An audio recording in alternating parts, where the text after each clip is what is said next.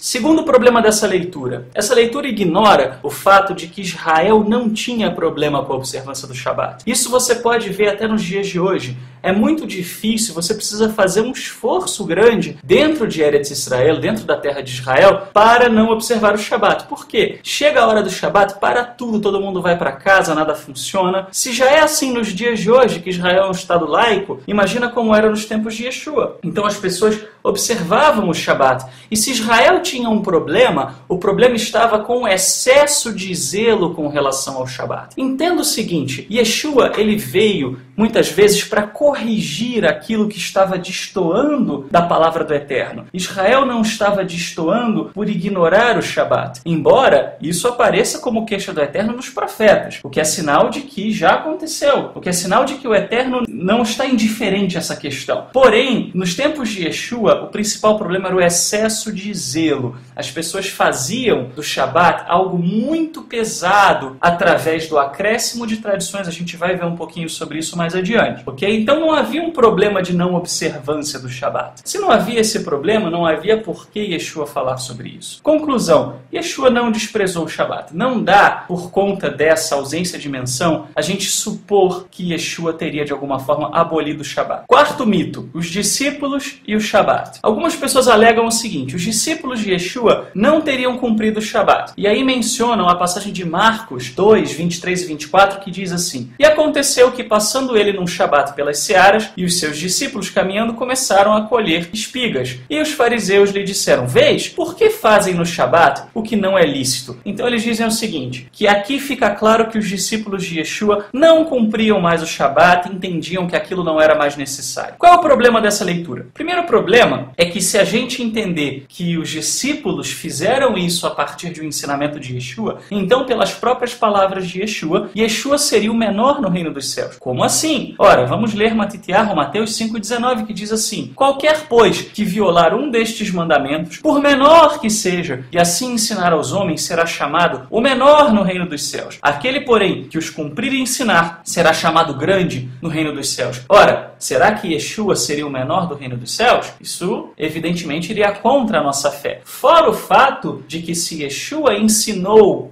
ou desobedeceu ele próprio o Shabat, ele não serviu então para ser o Messias, porque o Messias precisava cumprir todos os preceitos da lei com perfeição. Caso contrário, como poderia ele dizer que viveu uma vida sem pecado, se o pecado é a transgressão da lei? Segundo problema, Yeshua na realidade ensinou aqui que ninguém deveria morrer de fome por causa do Shabat. Então ele diz em Marcos 2, 27, o Shabat foi feito por causa do homem, e não o homem por causa do Shabat. Ou seja, os discípulos aqui não estavam colhendo para vender no mercado, eles estavam simplesmente querendo comer alguma coisa porque sentiam fome. Então, se você chega ao ponto de passar fome por causa da observância do Shabat, então você não entendeu o que é o Shabat. Então você está dizendo que o Shabat é mais importante do que a vida humana, o que é um absurdo. E de fato, esse era o problema dos fariseus. Os fariseus, eles tinham as prioridades erradas, devido ao que? É uma tradição antibíblica que surgiu e um zelo exacerbado. Vamos ver alguns exemplos aqui do que diz a tradição judaica sobre o Shabat, e aí vocês vão compreender melhor o porquê que Yeshua os exortava quanto ao seu excesso de zelo. Então, por exemplo, no Talmud, nós vemos aqui em Beshabat 2a, se um mestre de uma casa estende sua mão para fora e coloca objeto na mão de um pobre, está culpado de transgredir o Shabat. Aonde é que a Bíblia diz isso? Em lugar algum. Se alguém está lendo um pergaminho no topo de uma laje no Shabat, e o pergaminho rola de sua mão,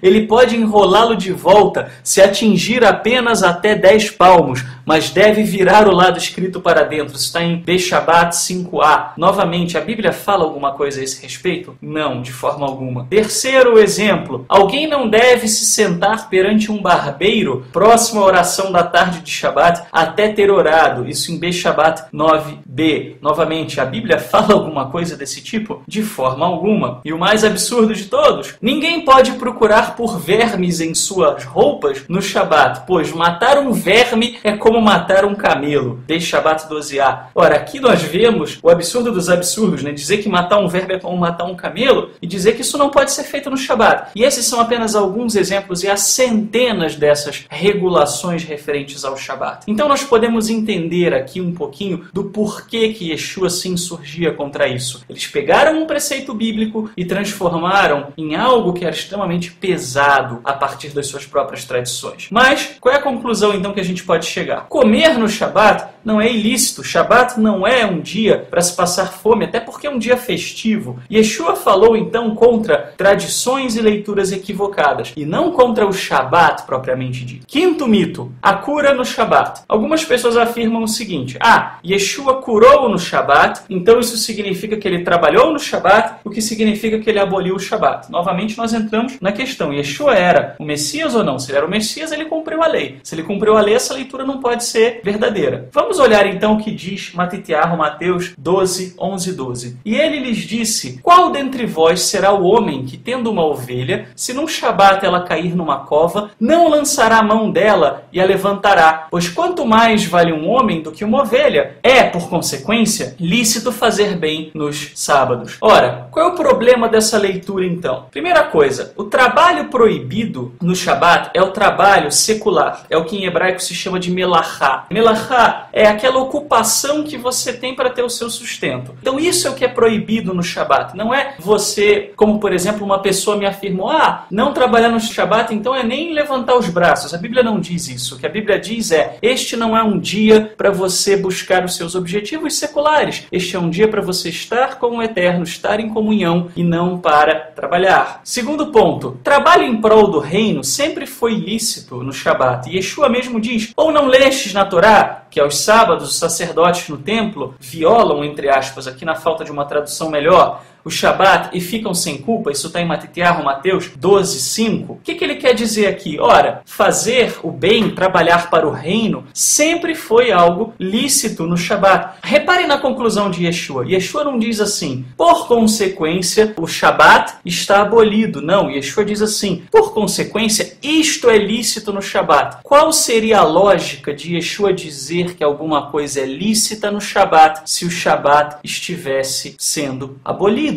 E olha que interessante, por que Yeshua menciona esse exemplo da ovelha caindo numa cova? Vamos entender aqui. Havia um grupo que era ainda mais radical e zeloso com relação ao Shabat do que os próprios fariseus, que eram os essênios. E no documento de Damasco, coluna 11, eles dizem assim: se um animal cai num poço ou num fosso, não se deve removê-lo no Shabat. Ou seja, eles tinham essa premissa de que se caiu algum animal no Shabat, dentro de um fosso, você não podia removê-lo. E aí o que acontecia? Eles eram muito criticados pelos fariseus por causa disso. Os fariseus diziam: vocês têm um excesso de rigor e zelo para com o Shabat. Ao mesmo tempo, os fariseus estavam condenando Yeshua por ajudar um homem. E aí Yeshua, o que ele faz? Yeshua aponta a contradição dos argumentos deles, a hipocrisia do argumento. Eles diziam que os essênios eram radicais demais por não quererem ajudar um animal no Shabat. Ao mesmo tempo, eles diziam que podia ajudar um animal, eles diziam também que não podia ajudar um ser humano. Ou seja, por essa lógica, o ser humano era menos importante do que o animal. E Yeshua, então, está demonstrando para eles que a leitura que eles estavam fazendo estava equivocada. Então, qual é a conclusão? Mais uma vez, o problema está na tradição humana e não na Bíblia. A Bíblia é o livro mais perfeito que já foi escrito. A Bíblia não tem problema. O problema é o que o ser humano faz a partir da Bíblia. Sexto e último mito. O Shabat é um fardo. Algumas pessoas dizem assim: o Shabat é um fardo. Yeshua, ele traz um jugo leve. Outros dizem que o Shabat é religiosidade. Ok, isso para eles. Mas será que a Bíblia diz isso? Será que para a Bíblia isso é um fardo? Vamos ver o que a Bíblia diz. Yeshayahu, Isaías 58, 13 e 14 diz assim: